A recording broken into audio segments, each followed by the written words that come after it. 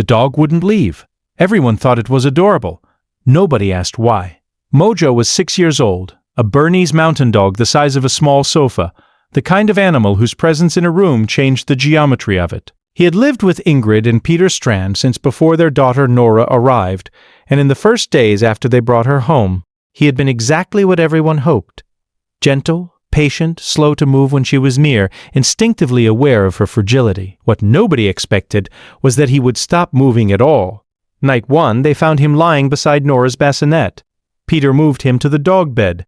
Night 2, same spot. Night 3, they stopped moving him. Night 4, Ingrid posted a photo to her family group. Everyone said variations of the same thing. He loves her so much, he's protecting her. What a good boy. Nobody said, why now? He has been fine for 9 days. What changed on night 10? Ingrid was a high school counselor. She was trained to ask questions. She did not ask this one, because the answer seemed obvious. He was a good dog who loved the baby. That was the story, and it fit, and it was a comfortable story to live inside. Mojo stayed beside the bassinet. He pressed his nose close to Nora's face multiple times per night. Ingrid knew this because the baby monitor captured it.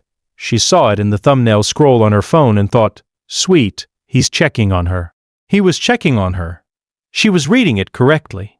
She was drawing the wrong conclusion from it. If you stay for stories about what animals sense before we do, you're in the right place. Subscribe so you don't miss the next one. At Nora's 6-week appointment, the pediatrician noted that her weight gain was below the expected curve. Not dramatically, just slightly off. He adjusted the feeding schedule and said to come back in 10 days. Ingrid asked if there was a concern. He said, not yet. Let's see what happens. Mojo pressed his nose to the baby's face that night for 17 minutes total. Ingrid counted the timestamps later. At the 10-day follow-up, the numbers hadn't improved. Dr. Elena Yates, pediatric endocrinology, was brought in for a consult. She ran panels.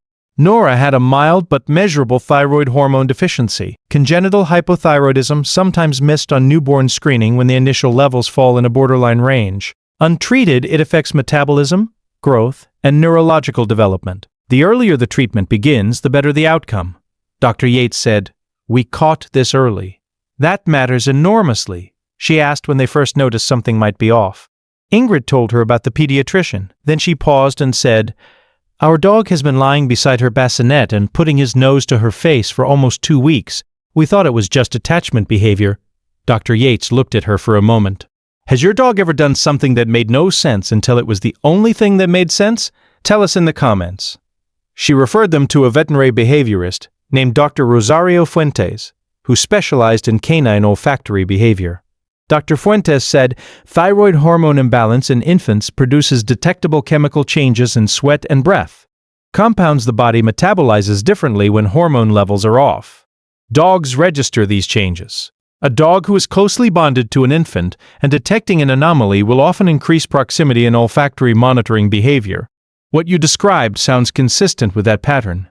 He paused. There is no training that produces this. It is a natural response to chemical information a dog's nose provides. Mojo had been lying beside Nora's bassinet and monitoring her breath for 11 nights because something in the chemistry of the air around her face was wrong. He could not say so. He could only stay close to the source of what was telling him something wasn't right. Nora began treatment at 9 weeks. She is 3 now. She is hitting every developmental milestone. Her doctors describe her prognosis as excellent. Mojo sleeps on the floor beside her toddler bed. Different bassinet, different room, same dog, same spot. Ingrid sits on the floor next to him sometimes at night after Nora is asleep. She rests her hand on his back and he breathes slowly under her palm. She never looks at the photo she posted anymore, the one where everyone commented about what a good boy he was. She knows it now in a way that the comments didn't come close to.